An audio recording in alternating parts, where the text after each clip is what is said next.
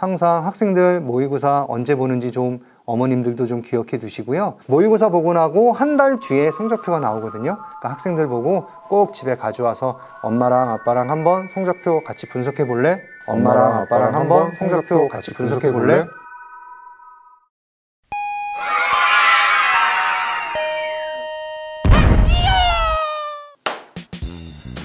안녕하세요, 학교TV. 안녕하세요, 학교TV 구독자 여러분. 저는 한국교육대학협의회 강사로 활동하고 있고요. 그다음에 강원진학지원센터에서도 역시 상담교사단과 강사로 활동하고 있는 내면고등학교 교사 조은교입니다. 반갑습니다.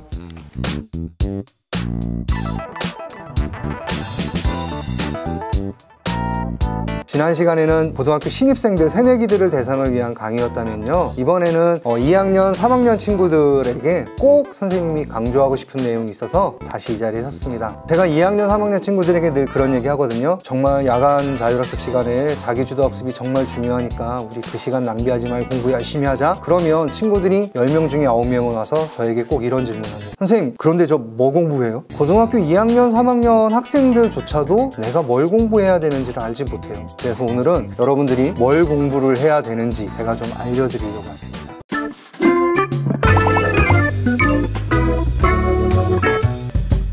자, 여러분들 1학년 때 4번의 전국연합 학력평가를 봤던 거 기억하시나요? 2학년 때 또 4번의 전국연합 학력평가를 보셨던 기억 나시나요? 총 8번의 전국연합 학력평가를 3학년이 되기 전까지 보는데요. 그거 보는 이유가 있겠죠. 여러분들이 3학년 때 보게 될 수능에서 여러분들이 원하는 결과를 얻기 위해서, 친구들 지금 너희들이 지금 부족한 부분이 이러한 부분이야, 이 부분이 부족하니까 빨리 이 부분들을 공부해 라는 걸 알려주기 위해서 보는 거거든요. 그런데 다들 시험을 보고 나면 성적표를 딱 받고 나서 내가 몇 점이래, 내가 우리 반에서 몇 등이래, 나 몇 등급이래 이러고 책상 서랍에 그냥 쑥 집어넣고 말죠. 하다못해 부모님들도 그거 봤는지도 모르시더라고요. 근데 그게 정말 중요한 정보였어요. 그래서 오늘은 제가 그 성적표를 통해서 내가 무엇이 부족하고 어떻게 공부해야 되는지를 좀 알려드리기 위해서 제가 오늘 말씀을 드리려고 합니다. 자, 화면을 한번 보실까요? 자, 여러분들 성적표를 보시면 이렇게 성적표가 크게 4가지로 구분이 돼요. 원점수, 표준점수 100분위가 나오고요, 과목별 득점과 부초학습 필요와 기타 부분이 나오고요, 채점 결과와 정답률이 공개되어 있습니다. 자, 성적표를 보면 일단 우리 원점수부터 간단히 얘기해 볼까요? 원점수는 내가 맞은 점수죠. 그런데 우리 수능이라고 하는 건 상대평가죠. 상대평가이기 때문에 원점수는 사실 크게 중요하지 않습니다. 자, 두 번째 표준점수라는 게 있죠. 개똥이라는 친구가 있는데요, 국어와 수학 과목 원점수가 92점과 76점이에요 국어를 더 잘한 것처럼 보이죠. 근데 평균 점수 한번 보실까요? 국어는 평균이 95점이고요 수학은 평균이 56점이에요 그러면 어떤 과목을 잘한 걸까요? 당연히 수학을 훨씬 더 잘한 거겠죠. 자, 표준 점수를 보시면 96과 118로 표기가 됐을 겁니다. 이게 무슨 뜻이냐면요, 국어와 수학을 평균 점수를 100으로 놓은 거고요, 국어 같은 경우는 평균이 95점인데 원점수가 92점이니까 평균보다 못한 점수죠. 그래서 그 원점수를 표준 점수에서는 평균 100 미친 96으로 표기가 되는 거예요. 반대로 수학은 평균 점수가 굉장히 낮기 때문에 원점수가 76점이더라도 표준 점수는 평균 100점 이상인 118점으로 계산이 된 거겠죠. 즉, 영역별로 또는 과목별로 난이도 차이에 따라서 원점수를 변환한 게 표준 점수라고 생각하시면 됩니다. 예전에 어떤 학부모님이 그런 얘기 하시더라고요. 선생님, 우리 애가 점수를 보니까 98점이 나왔어요. 전 우리 애가 이렇게 공부를 잘하는지 몰랐는데 깜짝 놀랐어요. 우리 애 대견하죠. 그 어머니가 표준 점수를 보고 얘기하신 거더라고요. 그러면 결국 평균이 안 된다는 이야기겠죠. 다음 100분이라는 게 있는데요, 100분이 뭐냐면 이 시험을 본 모든 학생들을 100명으로 가정해 놨을 때 자신의 등수를 이야기하는 거예요. 예를 들어서 제 100분위 점수가 96점이었다 그러면 96%란 뜻이거든요. 제 뒤로 96명이 있다는 이야기입니다. 4등 정도 했다는 이야기겠죠.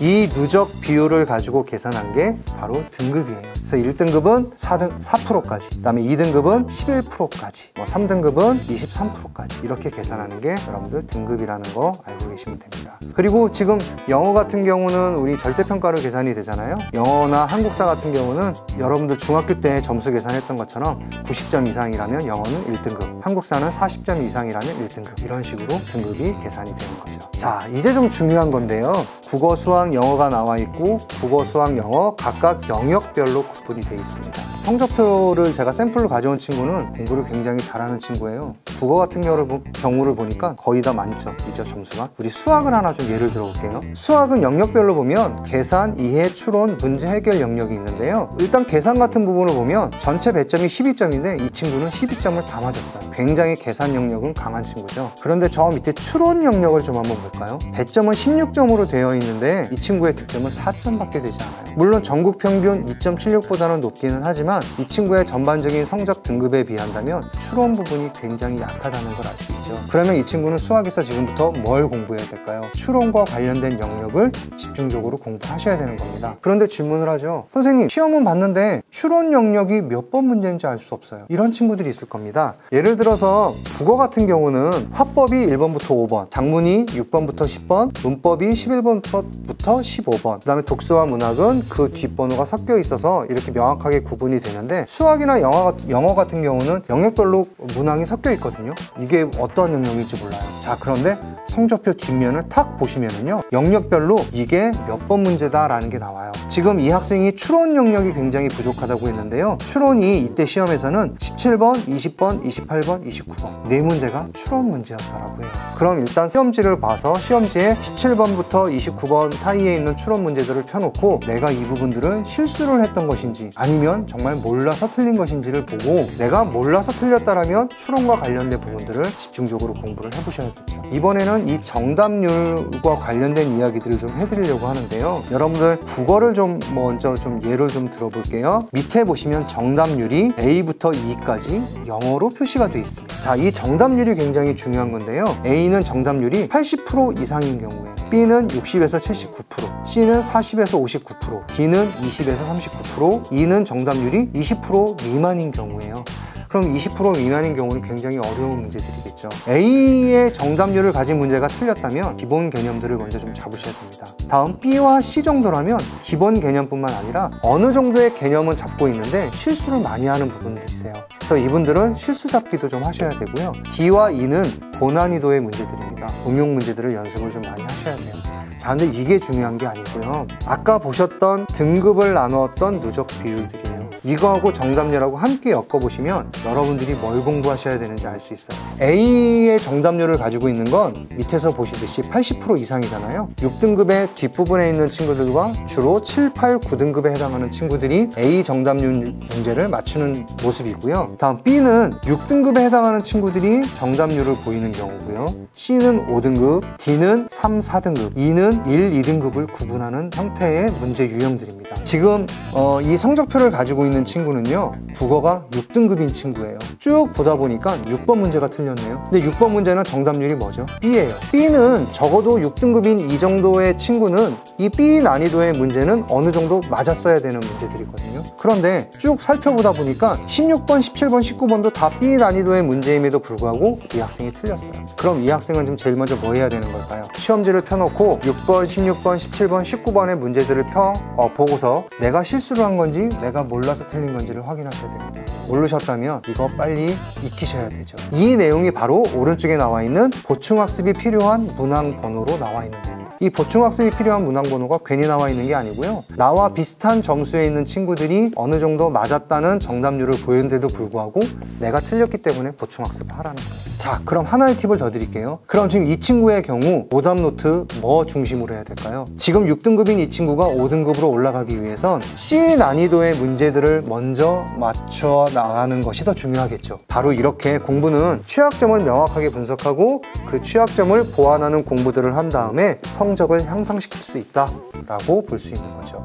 자, 여러분들 여태까지 8번이나 모의고사를 받고 성적표를 받았는데 이런 거 한 번도 안 해보셨죠? 지금 남아있는 10일 동안 이거 열심히 한번 해보세요. 뭐 EBS 같은 사이트 같은 데 들어가면 이 기출문제 다 다운받을 수 있거든요. 내가 시험 문제 없다고 하더라도 이 기출문제들 먼저 풀어보고 내가 틀린 문제들이 무엇인지를 확인해보고 왜 틀렸는지를 분석해서 공부를 한다면 아마 4월달 현 모의고사 때 여러분들이 좋은 결과를 얻을 수 있지 않을까 생각을 해봅니다. 또 하나 마지막 광고 하나 더 드릴게요. 강원도의 모두 9개 권역에 12분의 대입 지원관님들이 계시는데요. 그분들하고 여러분들 언제라도 1대1 대면 상담을 해보실 수 있어요. 강원 진학지원센터라고 지금 화면에 탁 나갈 겁니다. 거기 밑에 보면 주소가 나가 있죠. 진학.gw.go.kr 이 진학지원센터 홈페이지에 들어오면 가운데에 대입지원관 상담 신청이라고 하는 메뉴가 보이실 거예요. 그거 통해서 온라인으로 직접 상담 날짜와 시간을 정해서 상담하실 수 있고요. 대학과 관련된 또 고등학교 생활과 관련된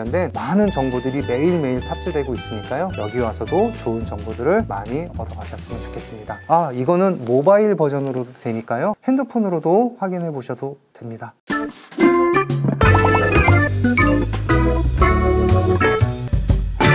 대입 지원관은 1, 2학년 학생들도 이렇게 마음대로 와서 1, 2학년뿐만 아니고요. 초등학교, 중학교도 다 가능하십니다. 학생 없이 학부모님들만 상담하실 수도 있고요. 생활기록부라든지 모의고사 성적표 같은 걸 가지고 온다면 더욱더 밀도 있는 상담이 가능할 겁니다. 공부란 뭘까요? 많은 학생들이 아침에 학교에 가서 학교에서 열심히 수업을 듣고 집에 가서 어머니한테 얘기하죠. 아버님한테 엄마 아빠 저 공부 열심히 하고 왔어요. 근데 진짜 그게 공부하고 온 걸까요? 공부는 선생님이 한 거예요. 학생들은 선생님이 공부해 온 걸 열심히 듣다 간 거죠. 공부는 자기가 부족한 부분들을 스스로 메꾸어 나가는 과정이 공부입니다. 자기가 부족한 부분은 자기만 알 수 있어요. 여러분들 정말 자기주도 학습 열심히 할 수 있도록 제가 꼭 한번 당부의 말씀드리고요. 3학년 친구들 늦었다고요? 아니요, 아직 늦지 않았습니다. 아직도 7달, 8달 남아있죠. 긴 시간 동안 결승선을 향해서 끊임없이 달려간다면 여러분들이 원하는 결과 충분히 얻을 수 있을 거라고 생각합니다. 자, 모두 다 힘내고 화이팅 하세요.